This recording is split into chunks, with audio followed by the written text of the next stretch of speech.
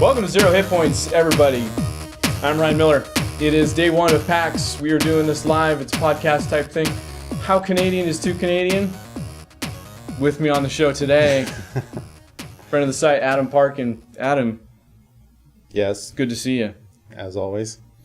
How you been? Yeah, all right. It's been a while since we had you on the show. Almost a year. Yep, that sounds about right. My annual appearance? Yes, every PAX, it seems like.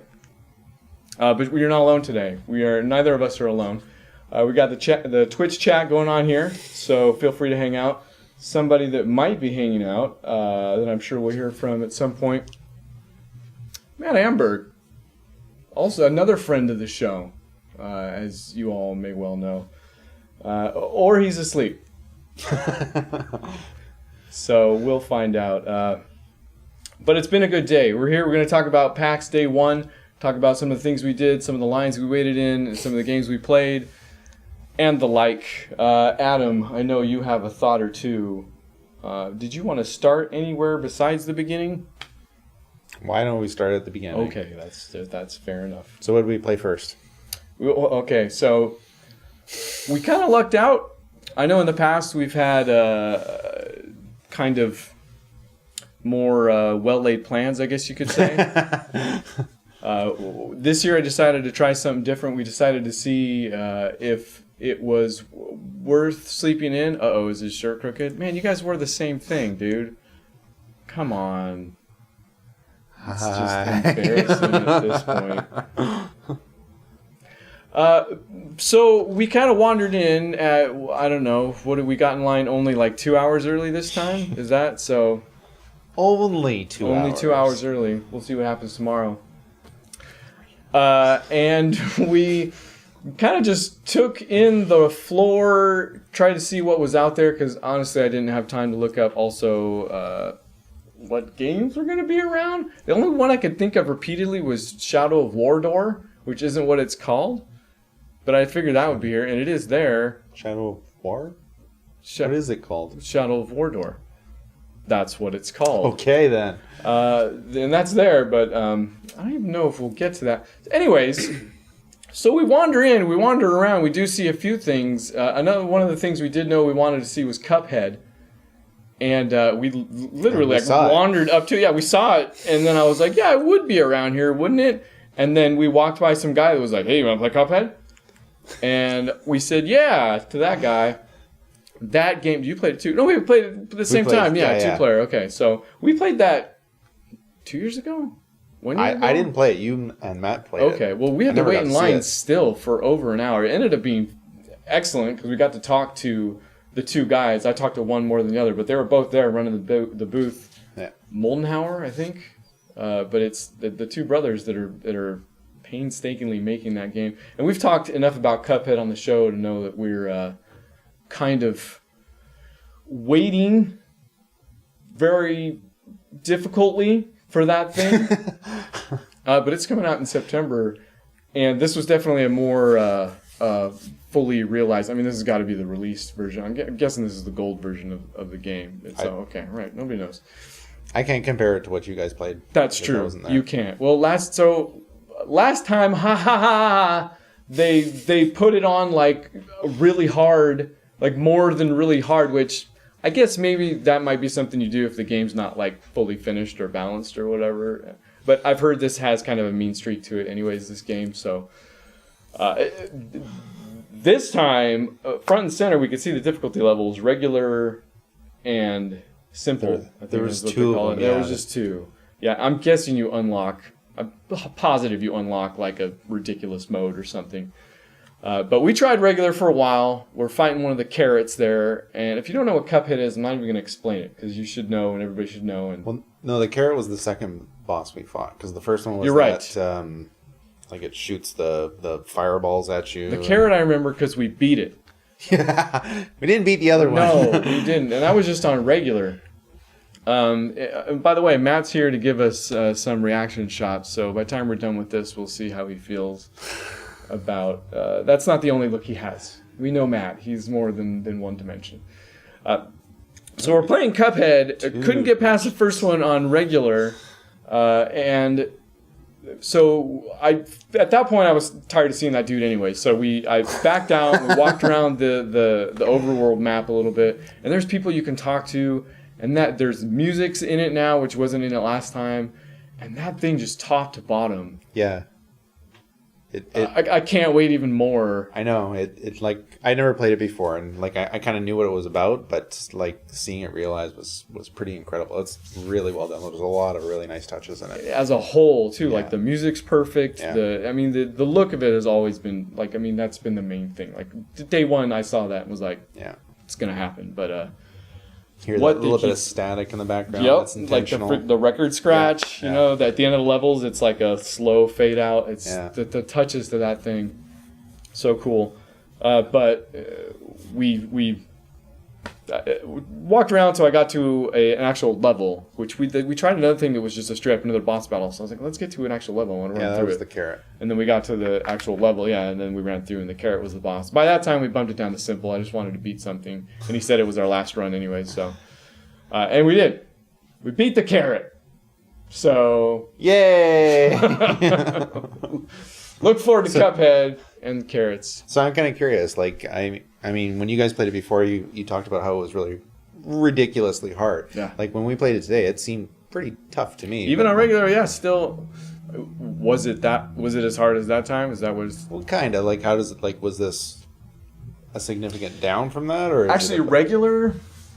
Because I don't like even on regular, I don't think we should have breezed through it, right? Like we shouldn't have been able to beat that dude right off the bat. So I thought it seemed to me like it was in the perfect spot. Like I feel like if we had been able to spend 15, 30 more minutes with it, we would have beat it, which is probably yeah. I think that's about right. Like I feel like I wouldn't be throwing my controller at that point.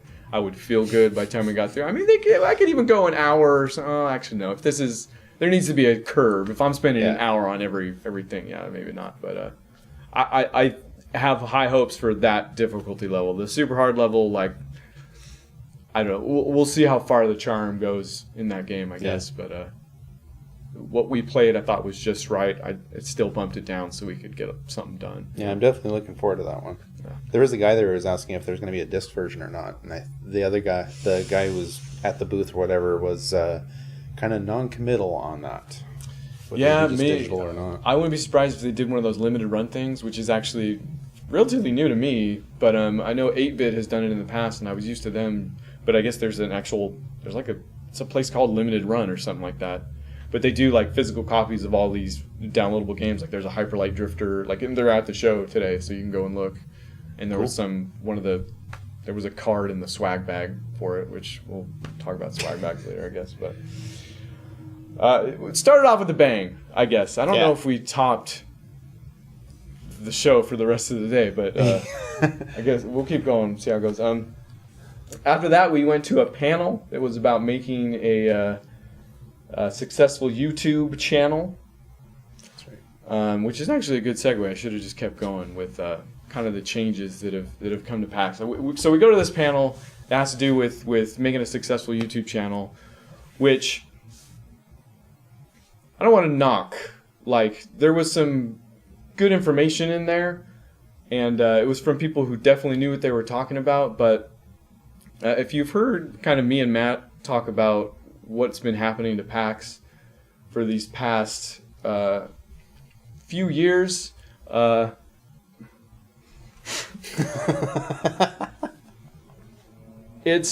don't want to say it's dying. I think that's hyperbolic, and I think it's unfair in a lot of ways. It is changing, though. But it's changing, yeah.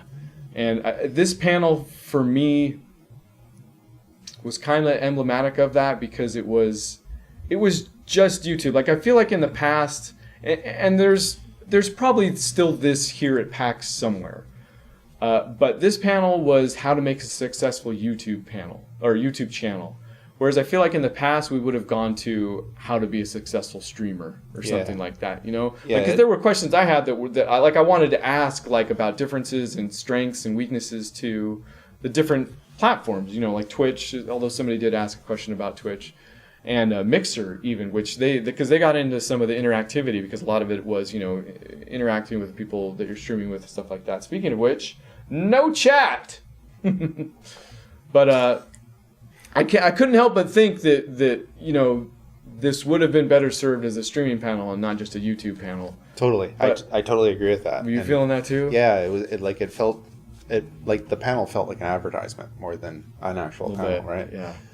And like, I mean, there was a lot of good discussion, but it was all very much focused on how the YouTube gaming platform is evolving and starting up, and it's going to compete with Twitch, and it's going to turn into something. And it felt like a panel more about trying to make that platform a success than about community or like finding your audience or any of that stuff, which is kind of what I would have gone to the panel for. Right.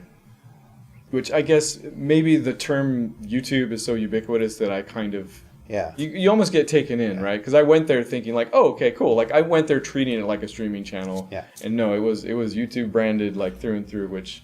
Yeah, the slides had like, Google proprietary material in the corner. Yeah. I don't know why it was proprietary. The slideshow did, but then because PAX is being streamed on Twitch everywhere. Yeah. So then on the background was that whole like patterned thing that was just like PAX Twitch, like a whole bunch. So we're like, all right, well, Anyway, so I mean, what we did talk about last year was kind of the line that we draw or that we skirt, because nobody wants to come here and be like, man, PAX doesn't give out shirts anymore, because that seems stupid.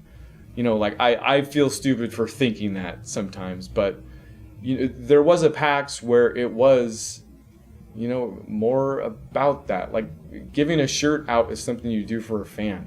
It's not something you necessarily do to make money. In fact.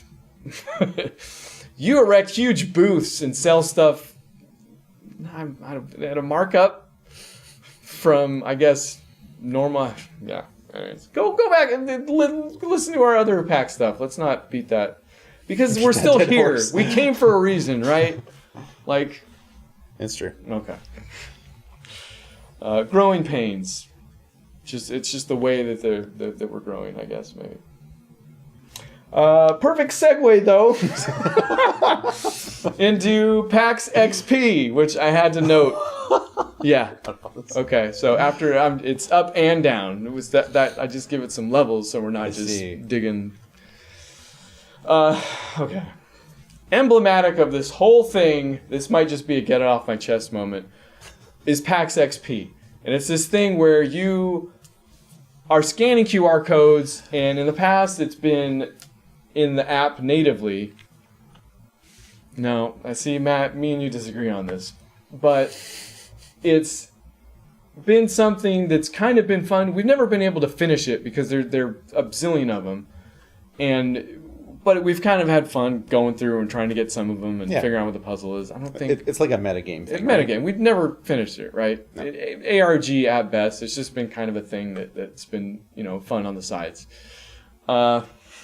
This year, it's completely branded by DirecTV, I believe. Yep. And it's been moved to some like web portal type approach where it's not in the app anymore. Well, it kind of is. It kind of is. It's just a portal. Like you can tell, like when you scan it, like it just starts loading a web page. If it loads a web page is where I'm going with this. All right. It doesn't half the time. Like the whole registration was borked. Like you got an email and you could do it on the site, but then it wouldn't match up with your badge and the app. And so I have two different accounts going to two different spots, neither of which seems to be tracking my progress because whenever you scan it, it says there's an error, but you don't know which one you're doing anyways because there's three different types this time. It just seems done to death. Like for something that barely mattered, they've just done it. Thoughts? Yeah. It's off my chest. There you go. There we go. Hey, after that we played Marvel vs. Capcom. Yeah, I'm very happy. No, we did it. This is now, everybody knows. It's got, okay, yep. Looking to check the chat. Mm-hmm, yep, they're all informed. After that we played Marvel vs. Capcom Infinite. I.e., I push random buttons and things happen. Yep, that's what we did. I was Nova and Hagar. Mike Hagar. I was Rocket Raccoon and the guy from Ghosts and Goblins. The guy, yeah, you know, the knight. The pizza cooker. Yeah, the knight with the sticker thingy. The brick oven. Gotcha. Oh, the underwear guy. Yeah. Okay, Arthur. Yeah. I think, is this game already out? I don't know, actually. I don't know. Well, it's not like we get it anyways. Me and Matt have talked that thing to death, too, how we're just not really into the look of it. It looks better up close, especially in a convention setting. Like, they always get the best monitors. Like, that thing's got to be running a solid 60, it seemed like. Like, it's really sharp looking. Yep. It's cool. Like, it's definitely cooler to be there in front of it. Did you ever play Marvel vs. Capcom 3? No, I never played Marvel vs. Capcom 3. I haven't played a fighting game in forever. Okay, well, yeah, I get that might be the problem number one here. Is neither one of us should probably be talking about this, actually. Not the target audience. What was the last fighting game you played? Probably like one of the Mortal Kombat ones on the 360 arcade. Oh. Like when they like re-released it. Okay. Like Mortal Kombat 3 or whatever it was. Yeah, I think I did that too. The trilogy? Yeah. The collection? Yeah. Okay, all right, okay. You know what? I think you might have stopped at a good spot. No, I really like Marvel vs. Capcom 3, and this still doesn't compare to me. But it was fun. We went around. It had one person in line, so we did it. 5 out of 5 stars. On the way out, not too far from that, there was a game called Skate of Emergency. So, yes, Skate. I played it. Skate as in, like, skateboard. That's why it got me. There's a lot of indie games at PAX this year. There is. There's, like, several different stations. This was at one, like I said, not too far from the Capcom booth, but there's another, like, there's the Indie Mega booth, which is more mega than ever. And then upstairs, where I think the PAX 10 had been in the past. In fact, the PAX 10 might still be there. I don't actually, or are they spread out? No, the PAX 10 were up there. Was that where they that up was again? The top floor. Top floor. Yeah. Again, another ton of indie games, man. Like it was cool actually. We had a really indie day. There was even some like indie games kind of scattered throughout the expo floor too. Yeah, man. Which is different. I don't know if that's just this year or if that's like a new focus. I don't know. Because they've always done a lot for indie games, but you know, it just seems more. Maybe it's just the fact that I played a lot of them this time. We did play. No, I did play though. Skate of Emergency. I didn't get enough info on it, but it's I don't know who made it or anything, but that's the name of it, and it's basically top down. You're on a skateboard. You have only 2 moves: jump and dash. And if you jump and then dash, you do like a stomp. So you're going around. You have 60 seconds, which I thought it was like Tony Hawk. I thought it was like run based. So I would have 60 seconds to rack up a score because when you get food, it racks up a multiplier, and then you can kill enemies. But no, it was after 60 seconds, like the horde starts. Yeah. So, and it's a one-hit kill. So, I didn't get very far. I only got to the end of the 60 seconds once because I thought that was the end, and then it went nuts and I died. So, but it wasn't bad. Like there wasn't much to it. Yeah. Thematically, it almost reminded me a little bit of Sunset Overdrive. Like a little bit. Yeah, totally. I get that. Yeah. Yeah. Far less of a moveset. Totally. Obviously. Totally. Yeah. No, good call. Sure. There was a skateboard. Then we played Nidhog 2. Oh, yeah. And I got stomped. One of us played Nidhog 2. What button is the jump again? I know Nidhogg 1 is a thing. I never played it. Yeah, I think it's similar, but I believe Nidhogg 2 is a step beyond. Like, it's kind of a... I think he said something like there's more weapons. It's like they've evolved it a little bit. I feel like, because you're literally... Nidhogg 2, it's 2-player only, and you're moving left-right. Like, one of you's trying to get right, one of you's trying to get left. That looked good. One's going this way, one's going that way. It looked right on camera. You only have... I saw 3 weapons, a dagger, a sword, and a bow and arrow. All of which... Yes. Bow and arrow you can shoot, but the other ones you can also throw. Wasn't there like 2 swords? There's like a... Yeah, sword and then like a dagger. Well, no, but I thought there was like the big, huge, thick sword. But did somebody get that? I saw that like on a wall, but I didn't see anybody pick it up. Yeah, I don't know. Okay, well... So you only make progress if you got the last hit. So you want to kill the other guy, and then you can start running, from screen to screen. And there's like, it's got like a, 7 squares up there, and it shows you with the progress you're making, like if blue's going that way or whatever. Right. Yeah, and that's pretty much it. For a game that's so simple, it was surprisingly fun. Yeah, right? it totally nails the whole couch co-op or adversarial or whatever. Yeah. It was a good one. Like that, I would look real close at picking that up. Actually, yeah. I don't know how fun that would be if you're not sitting in a room with someone playing it. I don't know how much fun it would be, but I even got the feeling that it wouldn't. Like, I don't know if I want to play that for longer than like 30 minutes at a time. Maybe, but it's pretty great when you are playing it. There's a lot more strategy to it than you would think. Like, it's kind of like dive kick. If you ever heard about that? Exactly, So it's like there's not a lot to it, but you can throw stuff. You can do like a slide move. You can jump. So like you can jump over the guy, and then he's got to try and get you from behind. But then he can run the other way to spawn in front of you. Yeah. So there's little things figure about out it until like almost at the end. That might be how I beat you. Yeah. I'm like Jason, chasing trying me, to get up, and I'm like, no. Yeah, it's great. But anyway, I'm gonna cut a still from that moment right there. Okay, and then we made it to our second panel of the day, which was about telling personal stories in video games. Oh, that was the one with Gerstmann. Yeah, Jeff Gerstmann, Samantha, last name. Samantha, last name. And other people, which did a fantastic job. I mean, it's okay.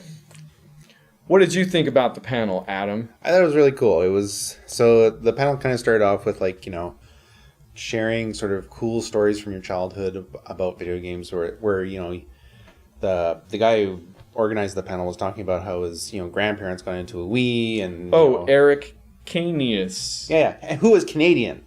That's right. Props to the Canadian. But he was still pretty cool. But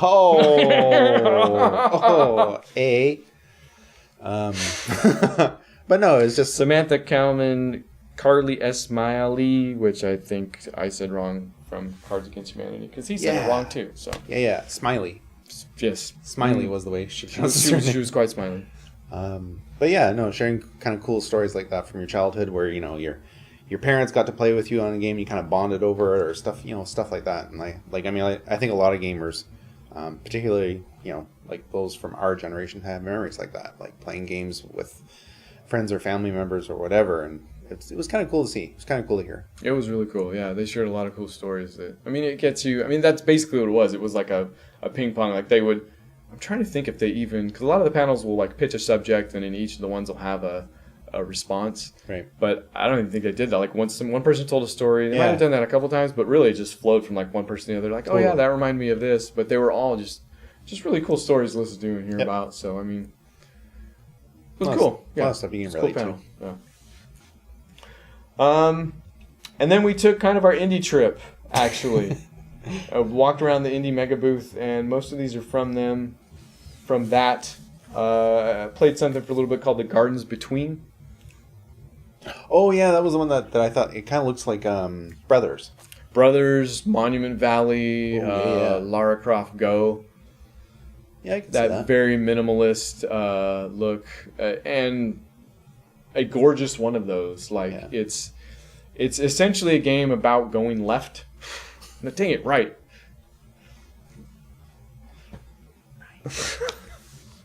What is it in Canada? Is it?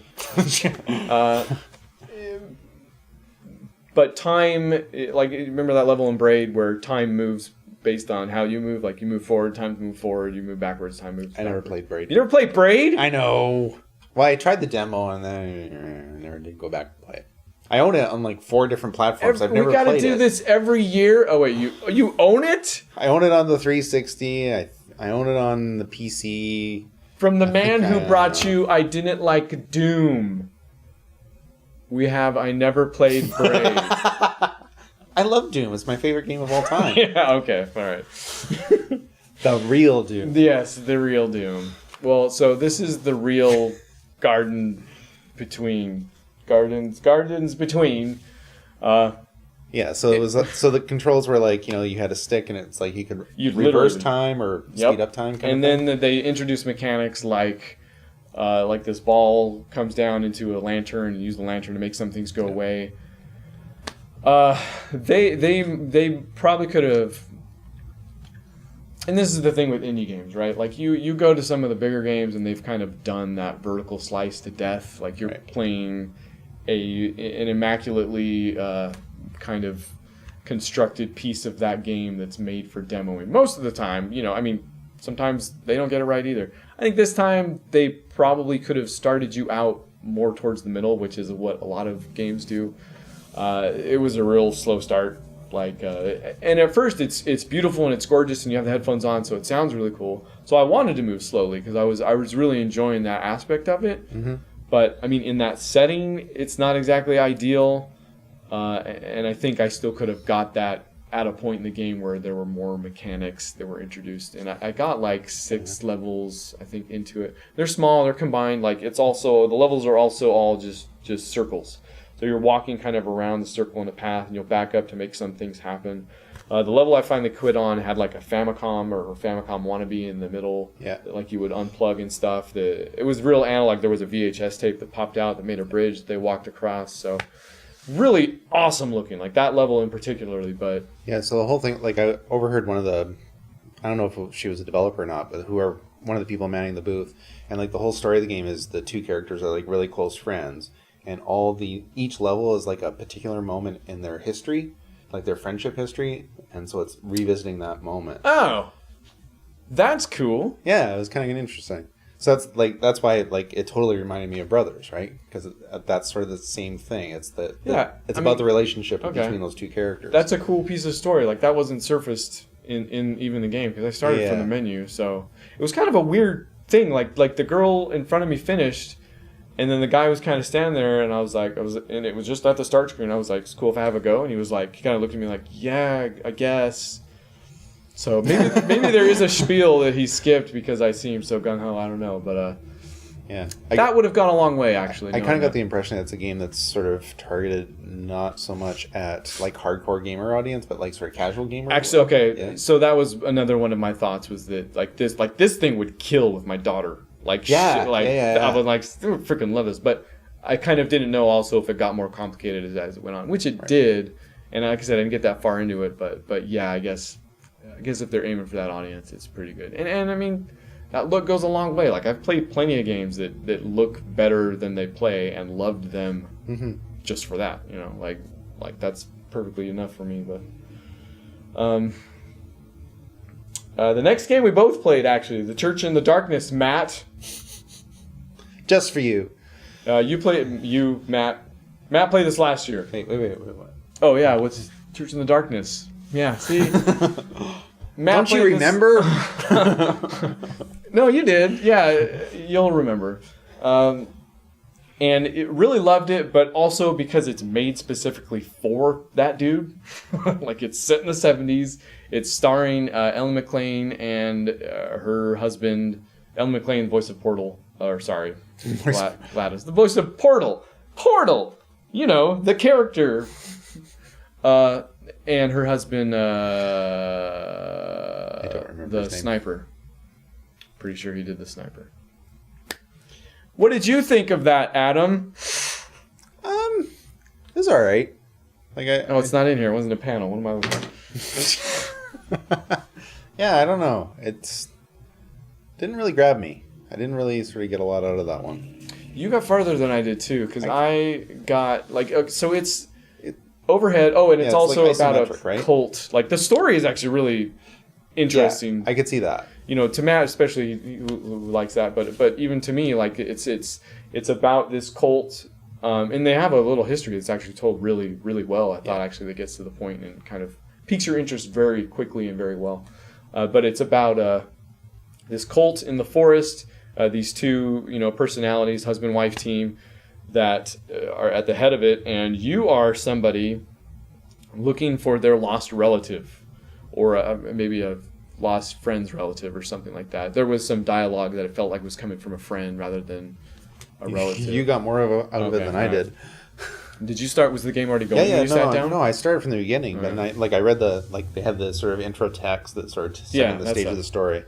That was kind of cool, but then it was like I kind of got into the game and I was it's sort of this top-down pseudo stealthy kind of thing. Oh, it's stealthy. Yeah, no, I mean there's vision cones and everything. Like It's a stealth game. Yeah.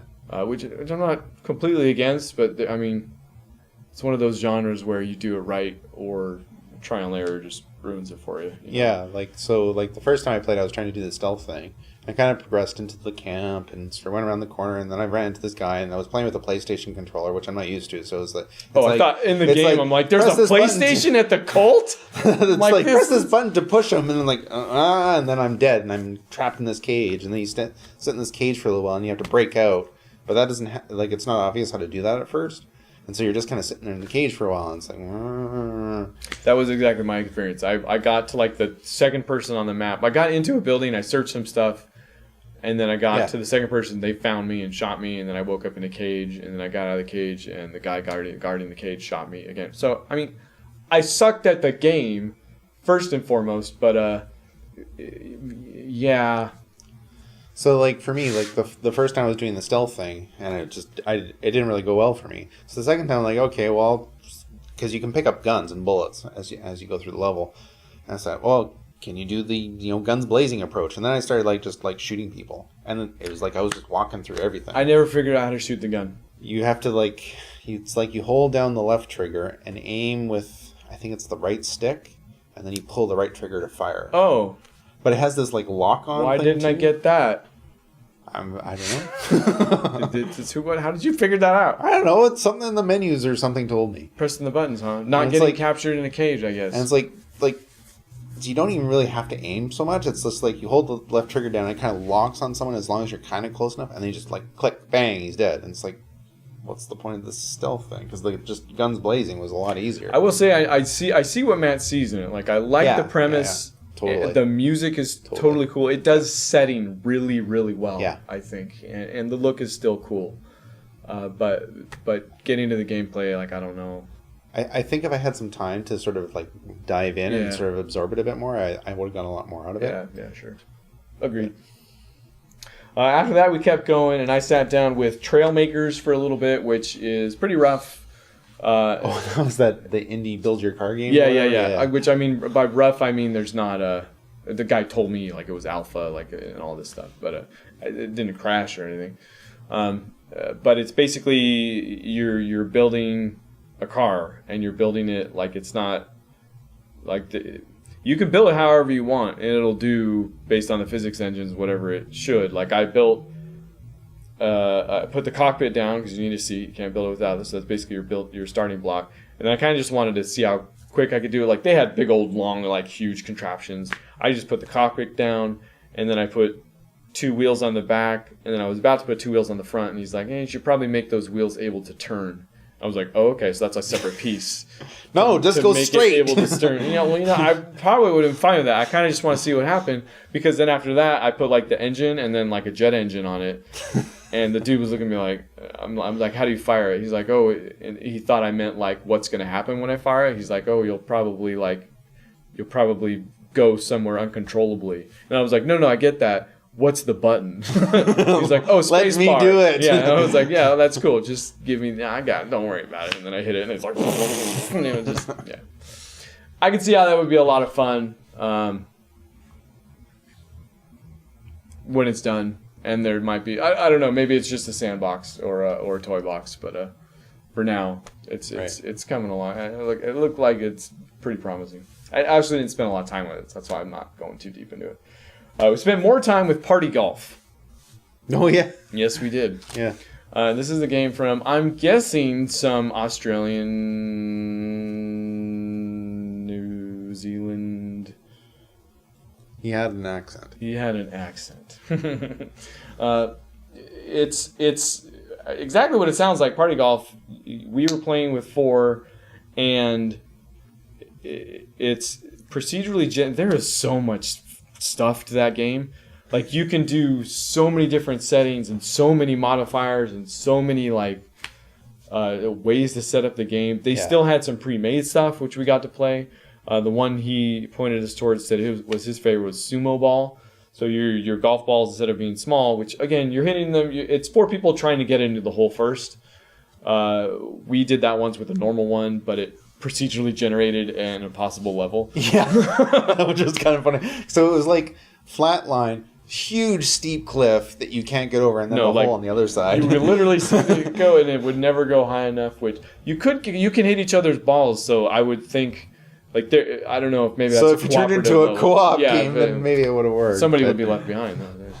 Anyways, he turned it into sumo ball, where you're big balls and you can bounce off people or bounce people off, and then Canadians, and then.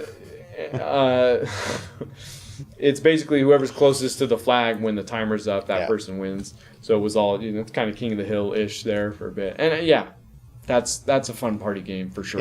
Yeah. I can totally see doing that with a group of friends, like spending an hour doing that one evening. Yeah.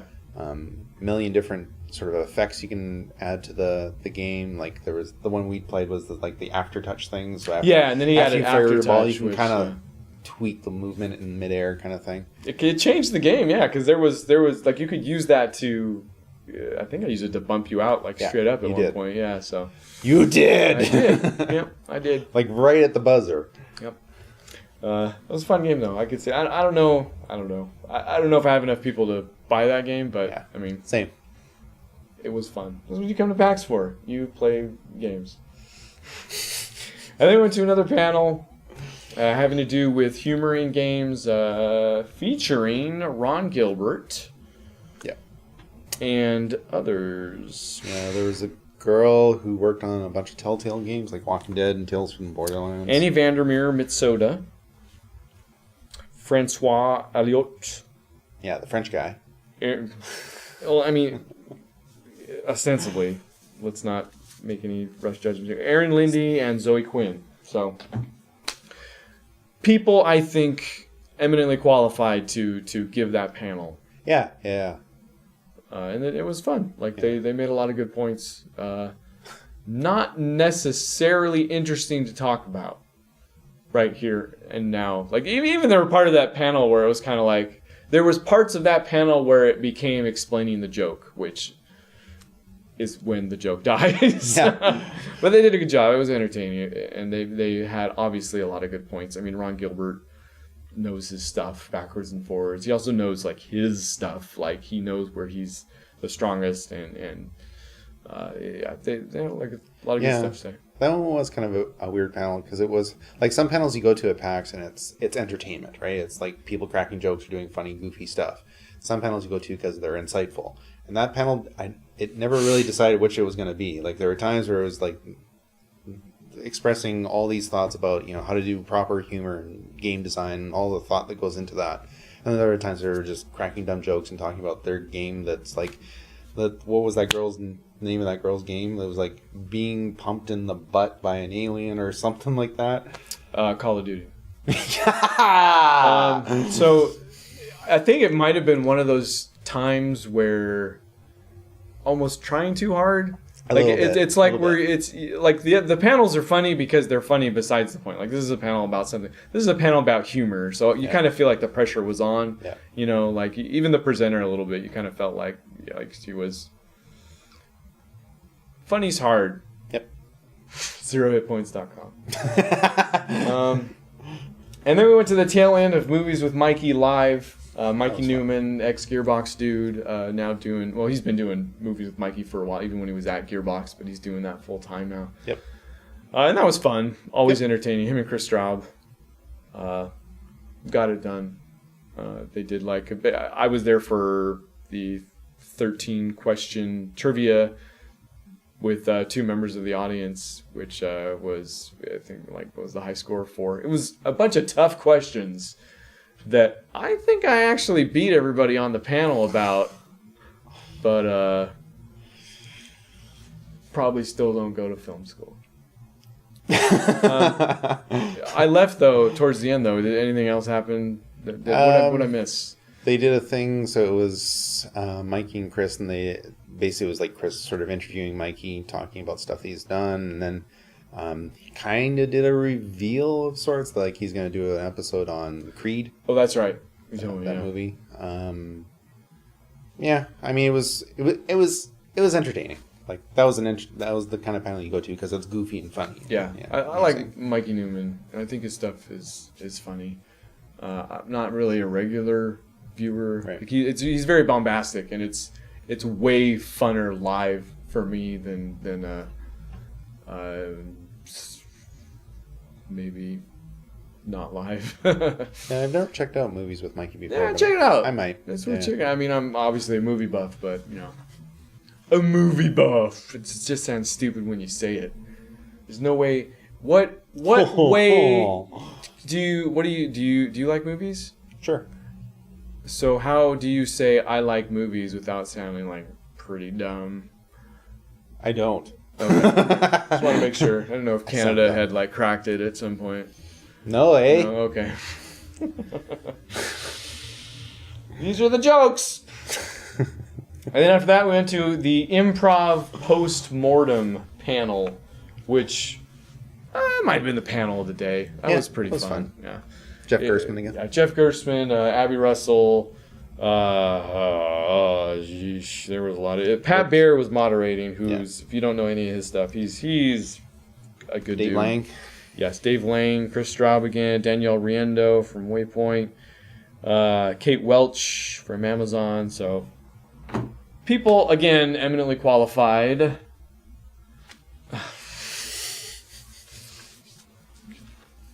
To do what they were doing. It was pretty fun. Basically, the idea was they, based on just the made-up name of a game, had to then come up with a post-mortem, like what happened to it and why it was funny. And there's really no good way to talk about it, which may have been what Matt was hinting at. But that was it. That was it for day one. That's all we got to do. You have any closing thoughts? Observations, things you want to say, get out there, get off your chest. So, I mean, like last year, I think one of the things we talked about, or you and Matt in particular talked about, is how the expo floor felt anemic. I think that was the word that kept being thrown around. This year feels very similar in that sense. Like, there's no sort of big, huge game that's true. Like, actually, I hadn't thought about that. Usually there's like one. Yeah, there's like that one game that everybody wants to go to. And Evolve, that's not I feel like, was the year. last one. Maybe that we got that with Borderlands, maybe before that. No. I don't know. Maybe. Trust us. Usually there's one game that's kind of everybody's talking about. Oh, Titanfall was one. Titanfall was one year. Yeah, that was a good one. But yeah, man, this year kind of a little bit more of that. There's I don't know, maybe it's just me. There was a lot more hardware booths this year that I've noticed in previous years. Yeah. Like, and bigger hardware booths. Yeah. Hardware booths, like the Twitch booth. And this is all, I mean, let's bring it back around. This is all kind of what's happening to PAX. Like, it's becoming more of an expo than a fan event, which sounds stupid because expo's always been in the name. But, I mean, when you think about, I can't think of any event that's more fan-focused than PAX, honestly.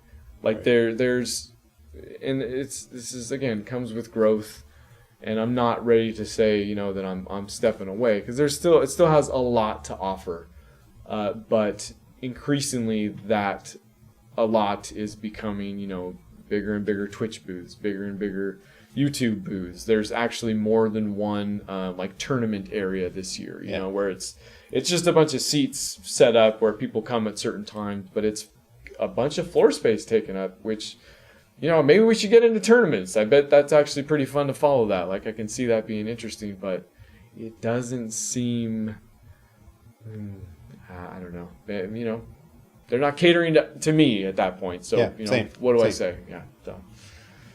But, I mean, there's stuff to play. We found some indie stuff, and we're far from seeing everything there. So, and I've actually I made a list of some stuff I do want to be first in line for, so you guys can look forward to some of this. This is the things that we try to pick first in the day, so we can kind of get up way too early, get in line, and then save, probably like 2 hours sometimes. It could be worth it. Spend 2 hours to save 2 hours. Dang it, the math doesn't work. But Monster Hunter World is here, and as weird as that sounds, like, I know it's making waves like everywhere else, but I don't even know if that's appropriate. But here, it's huge in Japan, and this is kind of the game that everybody's hoping that it steps out with. I do love new experiences, and this is about as new as it could be for me. So I'm thinking maybe I'm going to make that one of my morning runs. Maybe, I don't know. But also Mario Odyssey is here. Let's try that one.